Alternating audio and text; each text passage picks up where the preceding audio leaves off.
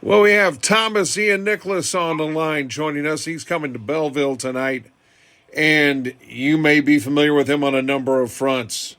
He's in the music game. He's a part of the iconic American Pie movies, a big part of it. And tonight in Belleville, celebrating a movie, you talk about the love of baseball. A lot of times you see baseball through a kid's eyes. And Rookie of the Year was just a magical movie that meant a lot to a lot of people.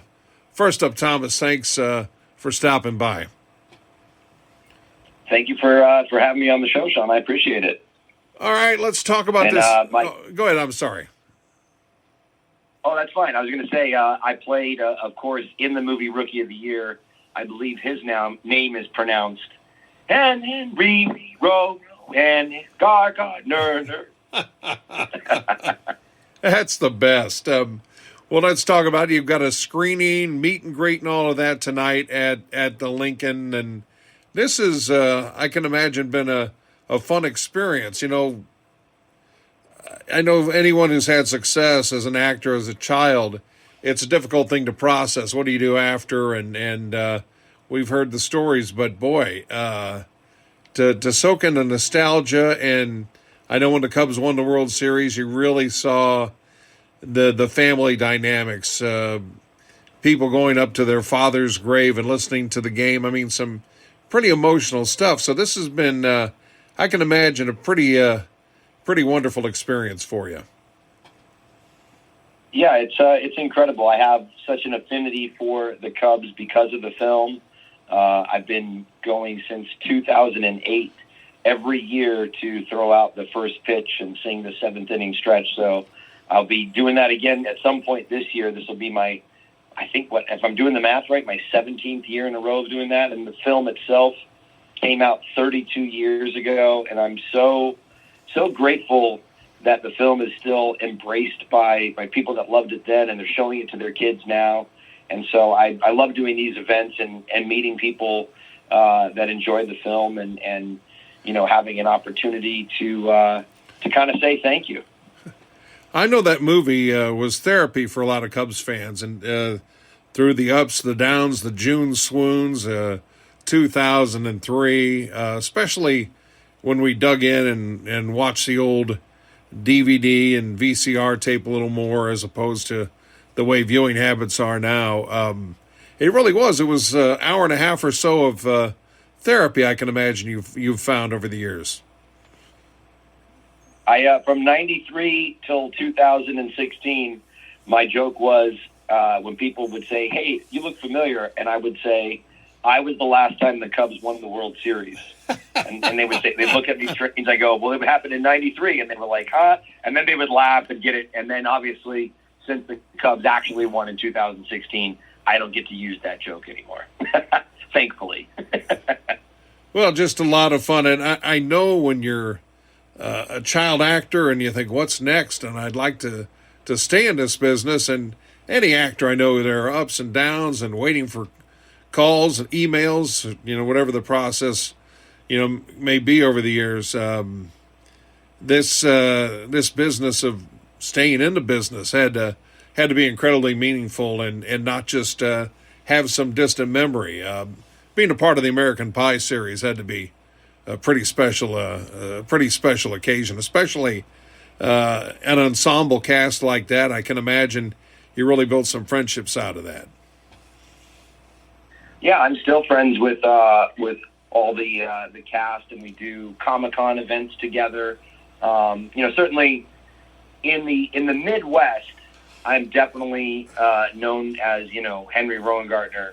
But for the rest of the world, American Pie is a $1 billion franchise, and I've been recognized in randomly in the airport in Caracas. It's a pretty wild thing. So it's it's pretty cool. There was a minute there where I tried to steer away from that connection to these what are considered cult classics now, Rookie of the Year and American Pie.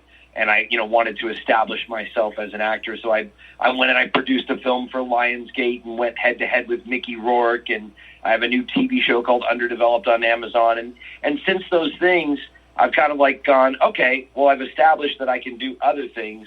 So now I'm fully embracing the nostalgia and the connection that I have with people that enjoy these films. And like I said, doing these events to celebrate, Rookie of the Year in Belleville tonight. And I just did American Pie Emo Night in St. Louis last night, and I did that tour in in Australia, Canada, and I'm going to the UK next with it. So yeah, I love these events, and like I said, meeting people that enjoy those films. It's so much fun.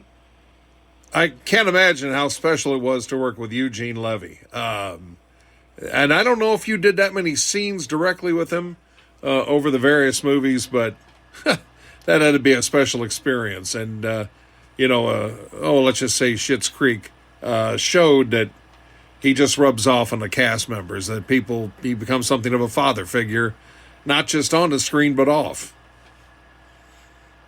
Yeah, it's funny because it's such a connection to, SCTV as well, because obviously John Candy was in Rookie of the Year.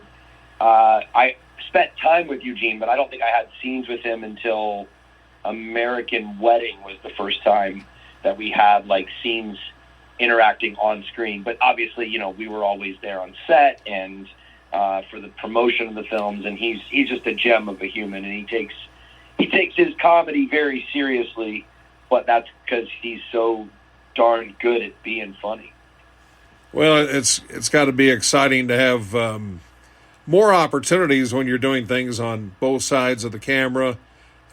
Maybe the paydays of some of the bigger films under the old model. Maybe that's out of reach with the way the business works now. But just to have more opportunities and I don't know, maybe more creative control when you talk about these series in the streaming world. Yeah, I mean, certainly, being my own boss as a producer is a lot of fun because then I get to play whatever character myself and my team sort of create, and there's no limits really. So that's definitely a lot of fun. I think the studio film model is still present there. I mean, it's still in existence, and there's been official negotiations back in 2021 for Universal to do American Pie 5. So I think that's still a possibility. I mean, certainly all the cast is still around and doing things. So I think it'd be fun for us to all get back together. And I think we could probably see that in the next few years. Well, let's talk more about Rookie of the Year. Someone who was a part of it as an actor and then to get behind the camera. Daniel Stern, we remember as the Home Alone guy, maybe underappreciated with what he does behind the camera. What did you learn from him? Danny Stern is also just an amazing person. That was his directorial debut, but I don't think he directed anything afterwards, which is a real shame because he was fantastic at it. And to show what a gem of a person he is, when my son, who's following in my footsteps as an actor, back in 2020, he booked the M. Night Shyamalan movie Old, but he was 8 years old and didn't have a passport. We were in, the beginning of lockdown and couldn't fast track. All the federal buildings were closed. Danny's son, Henry, ironically, is a senator in the state of California. So I reached out to Danny. I said, hey, is there any chance your son could help facilitate this? And he kind of connected me with my local senator, and they helped get my son's passport. So look at that. 30 years later, Danny was helping my son get his start in his career, on the M. Night movie Old. So just a real, genuine, awesome person, talented too. Well, I'll tell you, John Candy always has a special place in my heart, and to me, that's one thing where baseball movies get it right or get it wrong. for the love of the game. Love Vin Scully in there. Other movies, it's almost like they try too hard with the script and the performance, and it just seemed like John Candy was the right guy with the right tone in that moment. Yeah, it's funny because John Candy wasn't, or that character wasn't in the original script.